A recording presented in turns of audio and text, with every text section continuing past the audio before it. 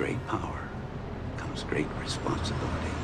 These words have inspired generations, and have showed the difference between heroes and villains, who live with a might makes right mindset. But the line between them is not always as wide as the ocean, so the outcome of an internal battle can shape the chosen path. If you know the enemy and know yourself, you need not fear the result of 100 battles. So, what would you do losing a loved one, partially due to your own fault? Filled with pain and regret, lash out at the world and yourself, or embrace the pain and use it as a motivation to never let something like this happen again to others? To see the answer, you do not need to be a youngster with spider powers, losing your own father figure, because you make this choice weekly, if not daily, on a smaller scale, because regret is a powerful motivator. But whether it poisons you or is just a small distraction or even an inspiration,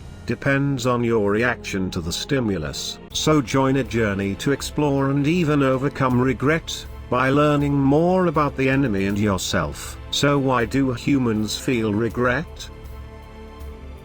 Humans are hardwired to concentrate more on a loss than gain or what have, and from this truth stems a heartbreaking tragedy: appreciating something only once it is no more, be it an opportunity or a beloved person. Moreover, humans blame themselves for losing a better future, because people feel an agency over their lives. They kick themselves for not using their free will better, especially due to new insights. In retrospect, not putting two and two together. Basically, regret is a perceived loss, due to own weakness, like Peter Parker, who lost Uncle Ben, because Peter wanted to get back at somebody. Or Jolene, who understood how much Dad loves her, only after the father sacrificed himself to protect Jolene. No wonder that, if only, are words, which stab like a dagger in the heart, and regret-caused suffering can get overwhelming. So the mind prefers to fool itself, and you are not an exception.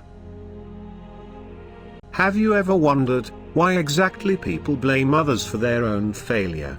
Be it the government or teammates. Why, if you have ever played League of Legends, Valorant, etc. team-based games, you might have noticed a little bit of toxicity.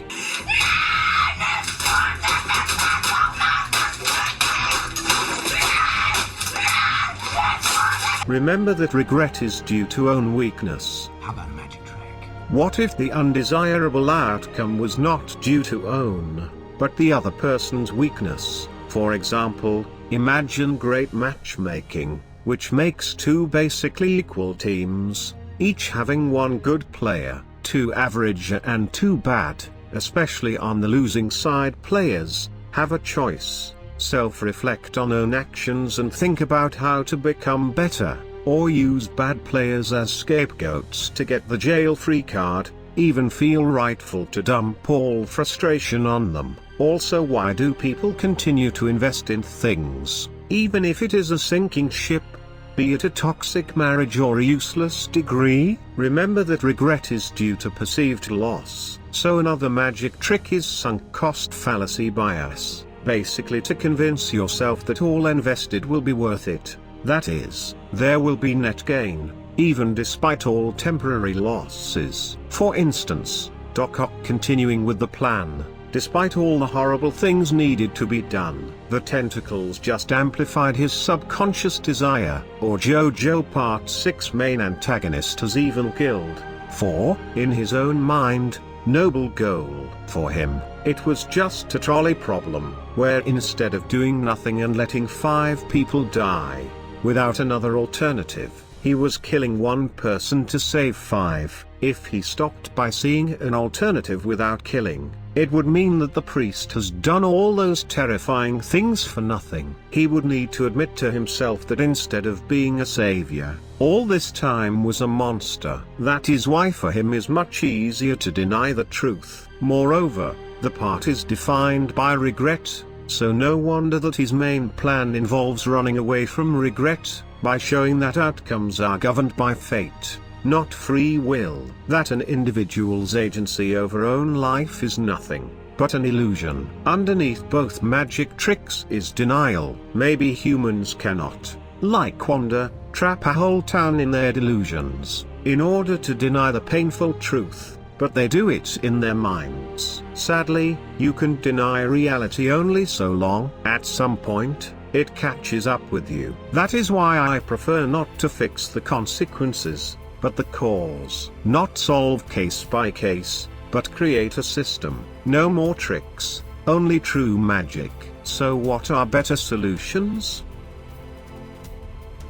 Like Peter being determined to honor Uncle Ben, by being a true hero, or Jolene to save her dad, and eventually a whole world. Changing outer at some point becomes futile, because there is only so much you can control. But affecting the inner, own state of mind is a much more straightforward approach, such as slowly, over time accepting pain, and like heroes using it as power. Sadly, one solution is not for everybody, so it takes a personal journey to find your own answer to how to overcome pain. For once, it will be overcoming own ego to accept own limitations, including that due to the bias of the human mind, predicting the outcome in those circumstances was much more difficult than putting 2 and 2 together. This will help not be so harsh on themselves. For others, practicing self-love, by accepting that they do not need to be famous millionaires to deserve love.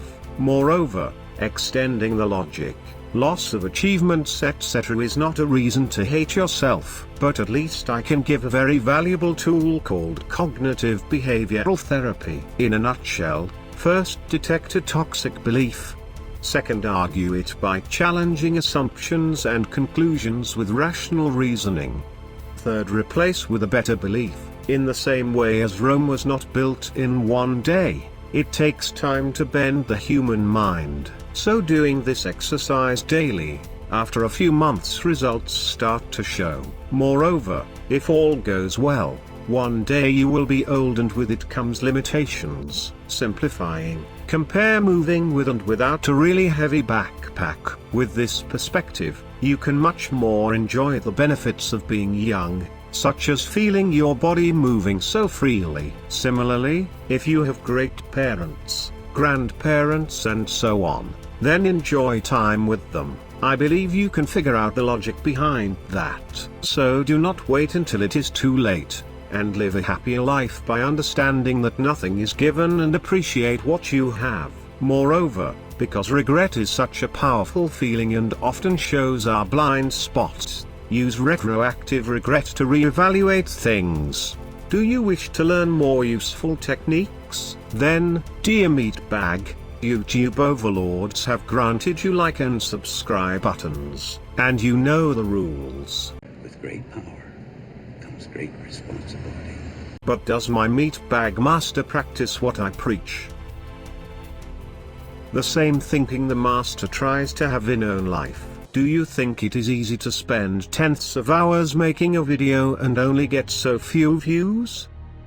Yes, because the master makes these videos mostly to deepen own understanding of things, to catch ideas, which fly like butterflies in own mind. And although helping other people is a nice thing, it is only a bonus, because the master can truly impact only the process, not the outcome. YouTube works in mysterious ways. Also, the master develops skills at writing scripts, making thumbnails, titles and so on. Constant progression feels so great. And in this aspect the master is truly blessed with other meatbags, who give additional insights, widening the master's understanding, be it choosing between suggested thumbnails and titles, suggesting how to make them better or even editing the script. And because the master does not see it as self-evident, it causes to constantly feel gratitude for them going out of their way to help,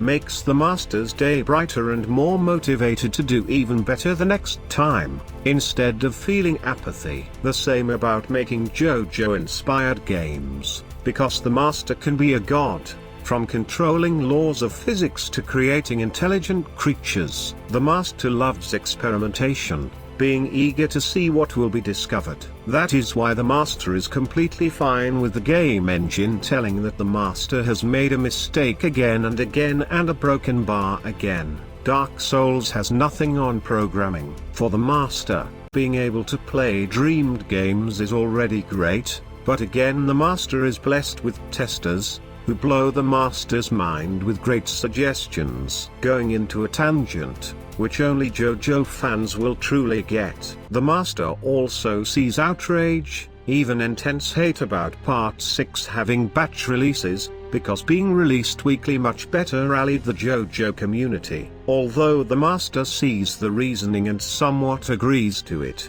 the master also sees a bigger picture. So the master remembers a story about ancient times, the 2000s, when the only JoJo animation was Part 3 overs, which had a questionable quality, and only for the chosen ones was a Phantom Blood movie, which has been banished, although it could not be so bad. A what? No Speedwagon. Do not compute. Do not compute. Exterminate.